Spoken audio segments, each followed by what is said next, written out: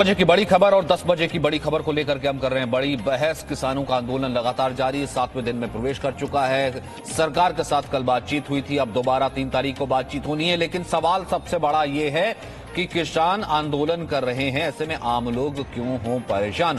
पूरी दिल्ली बाधित हुई है, पूरी दिल्ली मानो इस वक्त थम सी गई है।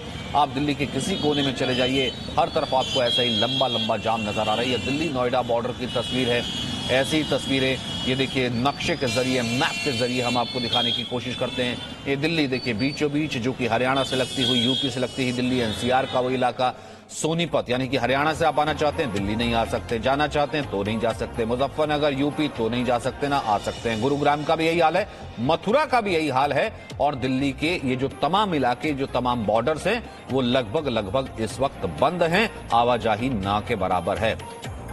राजू राज इस वक्त हमारे साथ मौजूद हैं यूपी गेट से, साथ ही साथ रूफी जैद इस वक्त महारानी बाग से मौजूद हैं। सीधा असर नोएडा और दिल्ली का कुछ अगर असर पड़ता है तो वो साउथ दिल्ली की तरफ पड़ता है, और फिर उसके बाद वो इलाके आगे जो बढ़ते चले जाते हैं उस तरफ पड़ता है। रूफी, जहां पर आप मौजूद हैं, महारानी बाग इस वक्त ट्रैफिक कैसा है और क्या वहां से सुबह से खबरें हैं?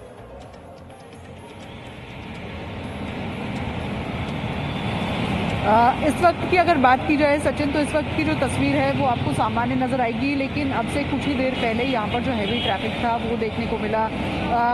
दिल्ली ट्रैफिक पुलिस की तरफ से भी यही सलाह दी गई है जो लोगों को नोएडा जाना है दिल्ली से, कि वो इसी रास्ते का इस्तेमाल करें, क्योंकि जो बाकी रास्ते हैं, चाहे वो चिल्ला बॉर्डर हो या फिर नोएडा लिंक रोड हो या फिर गौतम बुद्ध की मूर्ति की तरफ से जो रास्ता जाता है वो रास्ता बंद किया गया है किसानों के प्रदर्शन को देखते, और उसकी वजह से मयूर विहार के आसपास काफ़ी जो लंबा ट्रैफिक जाम था वो लग गया। न्यू अशोक नगर में लंबा ट्रैफिक जाम था, यहाँ पर भी कुछ देर पहले हैवी ट्रैफिक देखने को मिला। हालांकि सुबह जो स्थिति थी वो सामान्य थी। इस वक्त की अगर बात की जाए तो इस वक्त भी ट्रैफिक सामान्य तौर पर चल रहा है। हम ये कह सकते हैं कि ठीक है, ये जानकारी भी हुई ना, तो हम ये कह सकते हैं कि अगर आपको नोएडा आना है तो महारानी बाग का जो रास्ता है उस रास्ते से आ सकते हैं, क्योंकि दिल्ली पुलिस भी ये कह रही है, ट्रैफिक पुलिस भी कह रही है कि ऑल्टरनेट रास्ते जो है वो आप आने की कोशिश करें। फिलहाल अगर वहां से आवाजाही ठीक दिख रही है तो वो लोग जो कि इस वक्त हमें देख पा रहे हैं, भले डिजिटली देख पा रहे हैं या टीवी के माध्यम से देख पा रहे हैं, महारानी बाग जहां पर रूफी खड़ी है उस रास्ते से आप नोएडा की तरफ एंटर हो सकते हैं। राजू राज, आपके वहां की तस्वीर। सचिन, सबसे पहले यूपी बॉर्डर की तस्वीर दिखाऊंगा। यहाँ पर आप देखिए हवन की तैयारी चल रही है, क्योंकि सरकार लगातार इनकी मांगों को नहीं मानी है, इसलिए इनका कहना है कि तब तक डटे रहेंगे जब तक सरकार मांगे नहीं मानती, और इसलिए यहाँ पर हवन कराया जा रहा है। 2 पंडित जी हैं यहाँ पर, और तमाम पश्चिमी उत्तर प्रदेश के किसान यहाँ पर डटे हैं। मंत्रोच्चारण के साथ यहाँ हवन शुरू की जा रही है, और कुछ देर में अभी राकेश टिकैत आएंगे और उसके बाद यहाँ जो हवन की प्रक्रिया है वो शुरू की जाएगी, ताकि इनका कहना है कि सरकार को भगवान सद्बुद्धि दे, और इसीलिए ये भगवान की प्रार्थना कर रहे हैं, उनको आह्वान कर रहे हैं ताकि सरकार किसानों की मांगों को मान ले, क्योंकि किसानों की समस्या लगातार यहाँ है। आंदोलन का 7वां दिन है, सारे किसान अपने घर परिवार को छोड़कर यहाँ पर तमाम दिल्ली के बॉर्डर इलाकों में डटे हुए हैं अपनी मांगों को लेकर। तो ये तस्वीर यूपी बॉर्डर पर। दूसरी तरफ ट्रैफिक की बात करूं, यहाँ पर 1 वे है, एक रास्ता बंद कर दिया गया जो दिल्ली की ओर जाती है। जो एडवाइजरी दिल्ली ट्रैफिक पुलिस से आई है कि अगर आप निजामुद्दीन से मेरठ एक्सप्रेस वे, जो दिल्ली और मेरठ को जोड़ती हो एक्सप्रेस वे NH24 बना है, उससे आप गाजियाबाद, इंदिरापुरम, वैशाली, कौसाम्बी, मोहन नगर या नोएडा जाना है तो इस रास्ते का इस्तेमाल कर सकते हैं। ये रास्ता फिलहाल खुला हुआ है, लेकिन नीचे का जो कनेक्टिंग लाइन है, सड़क है, वो बंद किया गया है। कुछ देर पहले यहाँ पर 8 बजे करीब हमने देखा कि कुछ किसान उग्र हुए थे, एक बार फिर से बैरिकेड तोड़ने की कोशिश की, लेकिन जो पहले से किसान यहाँ पर बैठे हुए हैं, चलिए अच्छी बात है, कम से कम थोड़ी सी स्थिति सुधरी कि यूपी गेट पे एक तरफ जो ऑल्टरनेट रास्ता है वो यहाँ पर देखने को मिला है। इस वक्त हमारे साथ तमाम पैनलिस्ट मौजूद है जिनसे हम लगातार चर्चा कर रहे हैं। रंजीता जी, आप कुछ कहना चाहती थी, जो कि परविंदर सिंह सेठी बोल रहे थे, फिर उसके बाद गोपाल कृष्ण अग्रवाल। बिल्कुल, मैं ये कहना चाहती थी कि आज जो असामाजिक तत्वों का नाम लिया जा रहा है, जो किसान आंदोलन को बदनाम करने की कोशिश कर रहे हैं, उसके अंदर प्रीति गांधी जैसे ऐसे लोग हैं जो किसी पार्टी के सोशल मीडिया के इंचार्ज हैं, और उसके बाद खालिस्तान को लेकर झूठी वीडियोस डालकर किसानों को बदनाम कर रहे हैं, और बाद में जब झूठ पकड़ा जाता है तो उसको वापस लेते हैं। आज इनके खुद के विधायक, चाहे वो दादरी से तोमवीर सांगवान है चाहे वो और विधायक है राजस्थान से, इनकी अलायंस पार्टी से हनुमान सिंह है, सब लोग इनसे अपना समर्थन वापस ले रहे हैं और किसानों का साथ दे रहे हैं। इसका मतलब यही है कि सरकार गलत है, सरकार अपने विधायकों को भी नहीं समझा पा रही है, सरकार अपने अलायंस पार्टीज को भी नहीं समझा पा रही है। तो कहां से उम्मीद करते हैं कि फार्मर इनके समझ पाएंगे? और फार्मर्स को जब वो कह रहे हैं कि हमारे 5 प्रतिनिधि आपसे बात करते हैं, पीछे 30 बैठकर सुनने का काम करेंगे, उसके बावजूद आप कंडीशंस किस बात की लगा रहे हैं कि पहले कम संख्या में आइए, 3 बजे ये आएंगे, 7 बजे ये आएंगे। तो कहीं ना कहीं सरकार की मंशा ये नहीं है कि इसका समाधान करना है, सरकार की मंशा ये है कि इसको कैसे लिंगर ऑन किया जाए, कैसे इनमें फूट डाली जाए और कैसे किसानों को बरगलाया जाए। आज किसानों का बिल्कुल क्लियर फंडा ये है कि हमें एमएसपी पे गारंटी चाहिए, हमारे ऊपर कानून बनाया जाए एमएसपी पे कि अगर कम या ज्यादा में कोई बेचेगा तो वो दंडनीय अपराध होगा। सिर्फ इतनी सी चीज को लेकर आज इतना बड़ा बवाल हो रहा है और सरकार इसको जो है मानने को तैयार नहीं हो रही। आज 400 जो यूनियन है वो इकट्ठे होकर इसके ऊपर प्रदर्शन कर रहे हैं। ना केवल पंजाब और हरियाणा का किसान है, और जो साथ लगी जितनी भी स्टेट्स है तभी वो बंद हो रहे हैं, क्योंकि वहां के किसान भी इनका समर्थन कर रहे हैं। आज पूरे देश का किसान सड़कों के ऊपर है और बाहर की कंट्री, चाहे वो कनाडा है, चाहे वो अमेरिका है, चाहे वो ऑस्ट्रेलिया है, आज वहां के किसान वहां पर ट्रैक्टर रैलियां निकालकर इनका समर्थन कर रहे हैं। तो आप साफ समझ सकते हैं कि आज पूरा दुनिया जो है किसानों के साथ है और किसानों को बदनाम करने के लिए जो असामाजिक तत्व इस तरीके के खालिस्तान के जो बोर्ड लगाकर इस तरीके की पार्टी को बदनाम करने की कोशिश कर रहे हैं, आज वो सरकार का कहीं ना कहीं हिस्सा है और सरकार चाहती है कि बदनाम किसान हो और उस बदनामी के तहत उनके ऊपर कोई कड़ी कार्रवाई की जाए। पर आज किसान एकजुट है, वो मानने को तैयार नहीं है और जब तक सरकार नहीं झुकेगी, ये कानून वापस नहीं देगी, वो वहीं डटे रहेंगे और अटे रहेंगे। ठीक है, गोपाल कृष्ण अग्रवाल जी जवाब दीजिए। देखिए, मैं 2-3 बातें यहाँ कहना चाहता हूँ।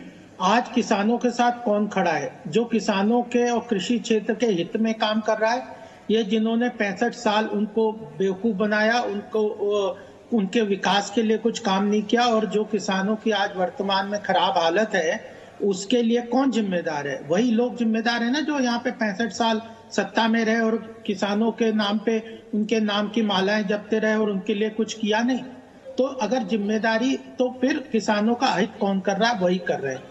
65 साल भी इन लोगों ने अहित किया, उनके लिए कुछ किया नहीं, नारा लगाते रहे और उनके वोट बटोरते रहे और सत्ता पे काबिज रहे और बेवकूफ बनाते रहे, वो लोग हैं।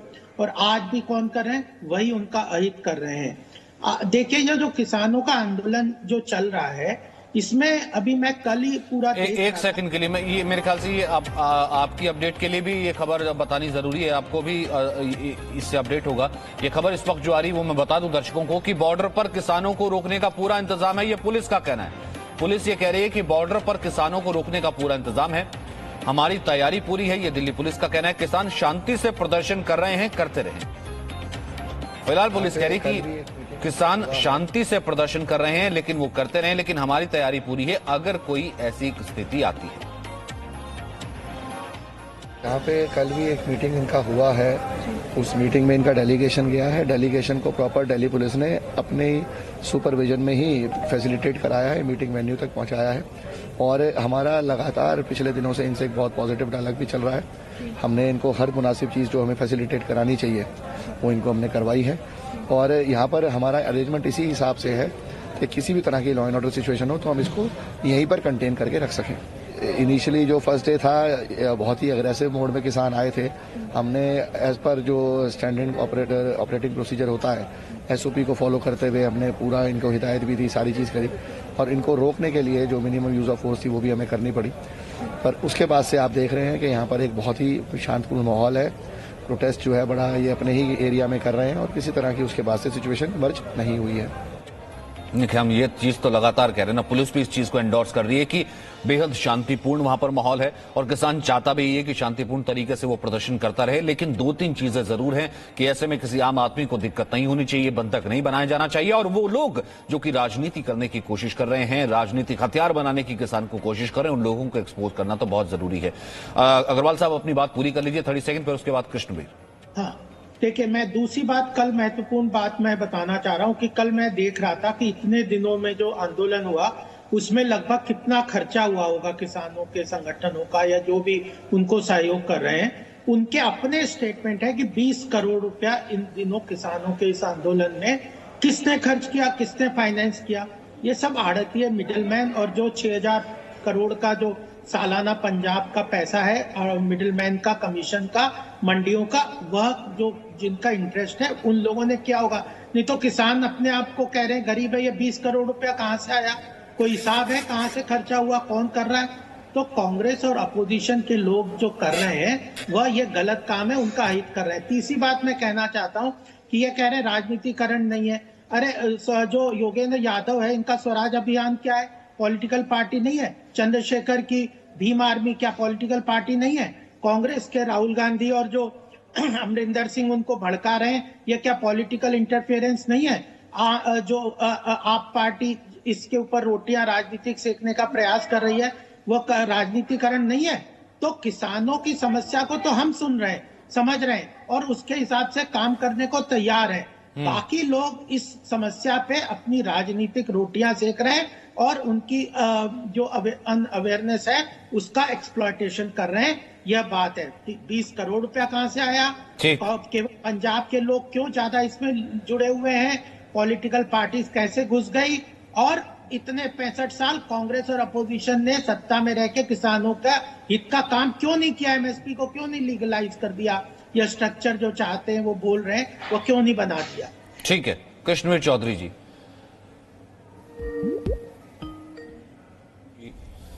वो हमारे मित्र कह रहे थे कि जो भी किसान नेता हैं वो जो बात कर रहे हैं वो किसानों के हितैषी नहीं, मतलब हम जो बात कर रहे हैं हम किसानों के हितैषी नहीं है। सेठी जी पूरा जीवन दे दिया किसानों के लिए। चौधरी महेंद्र सिंह टिकैत जैसे व्यक्तित्व जो सबसे ज्यादा आंदोलन किया, उन्होंने कहा हम लोगों के साथ मिलकर सरकारों से बाजार खुलवाओ, बाजार में लुटेरे हैं। मेरा सिर्फ एक ही सवाल है कि जो 92% और बेपड़ा किसान भी बहुत होशियार होता है, तो ये अजीब सा रिफॉर्म है जिसकी कभी किसी ने मांग नहीं करी, किसी कृषि संगठन ने बात नहीं कही कि सरकार से मांग नहीं करी। और आप आपातकालीन स्थिति में बीमारी का डर देख के, और इसलिए लोगों को ये लग रहा है कि बीमारी थी, लोग घरों में बंद थे और उन्होंने सोचा खेतों को लूट लो। सर अगर तो लूटन वास्ते है व्यवस्था और कुछ नहीं। कल सरकार नहीं मानती या बातचीत विफल रहती है जैसा कल हुआ, क्या आप लोग भी सड़कों पर उतरेंगे? आपकी पार्टी कैसे? देखिए, मैं यहाँ एक राजनीतिक व्यक्ति की तरह नहीं आया हूँ, मैं मंच के करीब भी नहीं जा रहा, मैंने किसी से पहले यहाँ बात भी नहीं करी, मैं तो यहाँ सेवा करने आया हूँ। लोग धर्म के वास्ते दिए जलाते हैं, भजन करते हैं, कीर्तन करते हैं, मेरे लिए यही जो है पुण्य कमाने के लिए मैं आया हूँ, सेवा करने आया हूँ। बाकी ये फैसला लेंगे, ये सक्षम है, सरकार से बात करने में भी सक्षम है, सरकार को हिला देने के लिए भी सक्षम है। बाकी एकता बहुत है। जयंत चौधरी। कृष्णवीर जी मुझे बात बताइए, कौन है जयंत चौधरी, कौन है अजीत सिंह, कौन है पप्पू यादव, वो कौन है राहुल गांधी ट्वीट करने वाले? सर राजनीतिक व्यक्ति नहीं तो कौन है? मुझे एक बात बताइए। तो फिर क्यों ना माना जाए अगर कोई कहता है कि देखिए इसके पीछे राजनीतिक लोग हैं? नहीं, पूरी तरह राजनीति कर रहे हैं और किसानों के नाम पे हमेशा राजनीति करी है इन्होंने पहले से लेके। कोई दो राय नहीं है। कब राजनीति नहीं करी किसानों के नाम पर? जो है किसने शोषण नहीं किया? मैं पूछता हूं कि पंजाब की स्थिति पूरे देश की स्थिति से अलग है।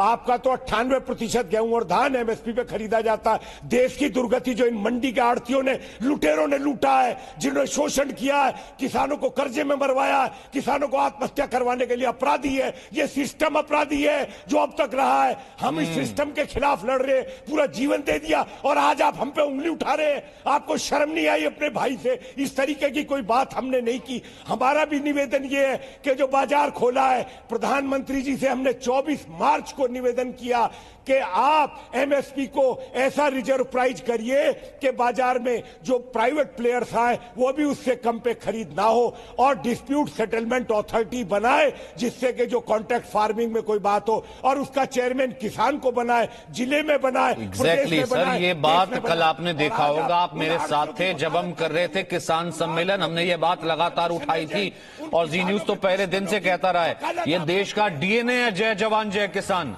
जय जवान जय किसान इस देश का डीएनए है और देश के अन्नदाता को नाराज करके देश कभी भी चल नहीं सकता। लेकिन सवाल उन ताकतों से है या सवाल उन लोगों से, उन नेताओं से है जो हाईजैक करके इस आंदोलन को ले जाना चाहते थे और भले किसी भी जिसे कहते हैं असामाजिक तत्व की वजह से इस आंदोलन के बीच में घुस के बदनामी किसानों की ही कर रहे थे और आज दिल्ली को भी बंधक बनाने की उन्होंने कोशिश की।